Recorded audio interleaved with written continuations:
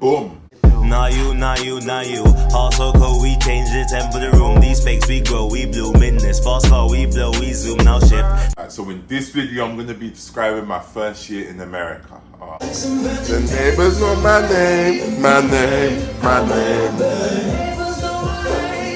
name. What a time. My first year here was a madness. Like, if I could describe my first year here in one word, intense. I think intense is the right word. I was gonna use eventful, but I don't think eventful does it due justice. I would say intense. Anyone here that's been uni knows your first year uni is always the eye-opening one. It's where you see things for yourself. Everyone's got stories, but if I want to put it in a metaphor, my first year here was a roller coaster.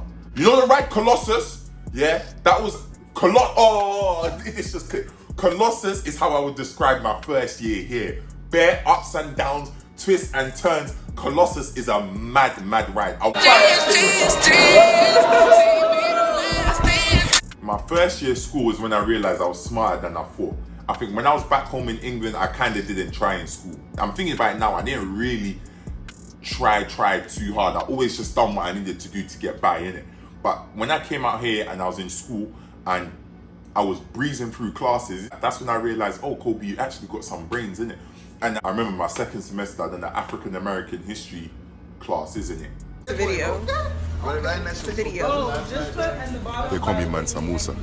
And that class is really, well, a lot of other stuff, but that class especially is what really opened my mind to stuff. That class was when I really started getting interested in reading again, learning things for myself. I think my first year is when my mind really opened up to self-education, you feel me? Now football, I ain't gonna talk too much about football because I've made bare videos on it. The link is somewhere here. If not, go on my channel, go on Footy, it's all there. So I'm not gonna talk too much about football. Spring break.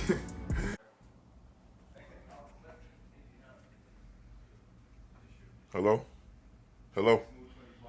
Is that spring break calling? Yeah. How you doing?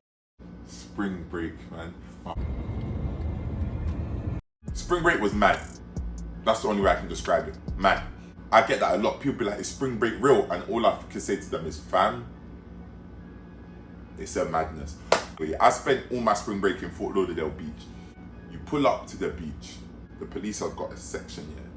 And in that section, it's just young people, man them topless, girls in their bikinis.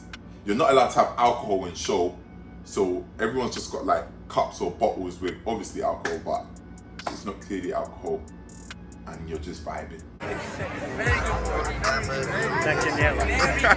I remember end of the first day of spring break, my roommates must have left earlier, innit? We're in an Uber, I get out of the Uber, I open my front door, I see, no word of a lie, I see one of these girls standing on my table, fam, like, and my roommate was just like dancing with her, with alcohol in his hand, and I was just like, what? I remember my man with his Ciroc bottle was like pouring the liquor on the girl's boobs, yeah, and drinking it. And I was like, this was my first ever day of spring break, you know, and I was like, rah, so, okay, so this is spring break, say no more.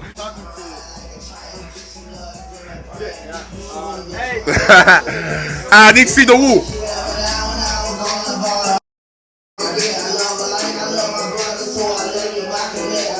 Looking back at it, at the time it didn't feel hard, but now that I think about it, I think my first year here was quite hard personally. I've always known people are two-faced, but my first year here is when I really saw it live in the flesh. And I never got upset by it because I always knew it. But see, when you experience something live in the flesh, you're like, wow, okay, so that's what that's like, and this is what this is like, and this is what it feels like. I was never really overly sad about it because I was very aware, but just seeing it live in the flesh, it was interesting. I was like, all right, so this is how some people say certain things and act a different way. That's cool, I don't really care. There's a reason why I describe my first year as Colossus, because emotionally, I think I experienced every possible emotion. There were moments of absolute, dare I say, like almost euphoria. There was moments where I was like, this life can't get any better than this.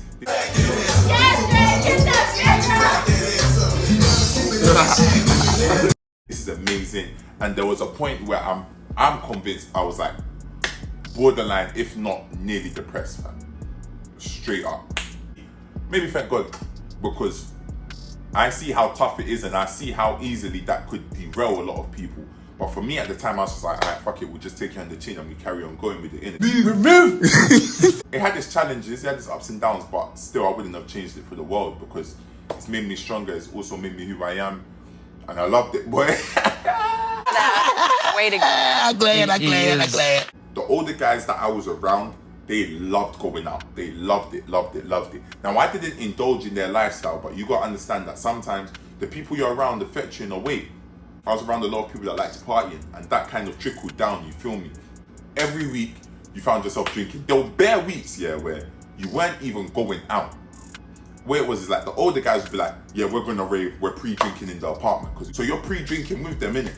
So you're all pre-drinking, whatever, everyone gets drunk, they leave. At the time, we were very, very blessed with some basketball girls and some volleyball girls and some other girls that were just from Florida. And our door was always open. So then we're obviously drunk, them have gone out, we're drunk and we're all trying to vibe, so we'll be like, hey yo, what you doing? Come true.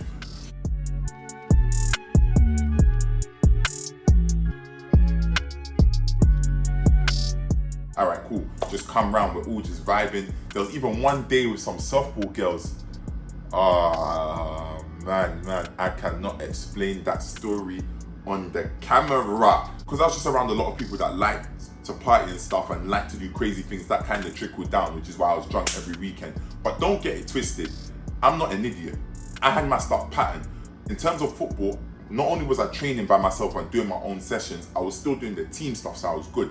In the classroom, I made sure before I started drinking or anything like that, I banged out all my work. I never left any work last minute in my first year. The only time I left work really last minute was this year, and you can watch the video on that one there. But yeah, I never left any work last minute. So anytime I started vibing is because I'd done all my ish and I was just like, F it, I might as well just vibe in it.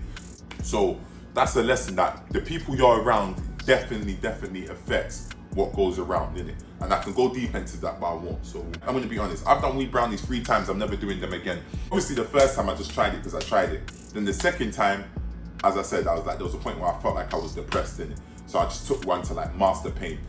Never doing that again. The third time, we're at the basketball girls' house and we're talking about weed brownies and we're like, all right, listen, when you are done with the season, come round, we'll all do weed brownies together, innit? And I was like, I didn't really want to even do it that time, but I was just like, oh, I'm gonna do it because like we agreed, innit? I'm like, God bless all the Swedish women out there, man. Whether you're the blonde hair, blue eyes Swedes, the Swedish women that are brunette, the West African Swedish women, the East African Swedish women, the women that weren't born in Sweden but grew up in Sweden, the women that were born and raised in Sweden, anyone that is from Sweden but I didn't mention you, unless you're racist, which I haven't come across yet, but there may be. God bless Swedish women, man. It's just the personality that I love. Swedish women that I've come across, they're non-temperamental, they just want to vibe, they just want to have fun, they're so respectful, you treat them well, they will treat you well, fam. And I'm talking from experience. I've been telling the man them, oh, don't make me hot. I've been telling the man them since, what year did I first come out here? I've been telling the man them since 2018, we need to hit up Sweden. They were saying, yeah. Bare of them were saying, yeah, we're on it. 2021, 3 years later, we still haven't hit up Sweden. Now, am I a factor in that? Of course I am. But I've been saying it for the longest. And man, them aren't taking me serious. Or now people want to take me serious. So all my Swedish women out there, I love you lot. Stay well, stay healthy, stay shining. When I come to Sweden, whether it's Gothenburg or Stockholm, I might not record that because that might be a bit explicit for the YouTube. I might have to start OnlyFans and put that on the OnlyFans. £1 to subscribe. The Cocos Chronicles, ex-British Boy Abroad, ex-Motley Boys in Sweden. But that's another topic for another day. If I've learned anything from my first year, it'll be stay strong, stay open-minded, and stay true to yourself. And I think this is for people anywhere that's going to do something new. You're from London going to uni in Brum, or whether you're moving countries, I think it's important that you stay strong, stay open-minded, and stay true to yourself. You feel me?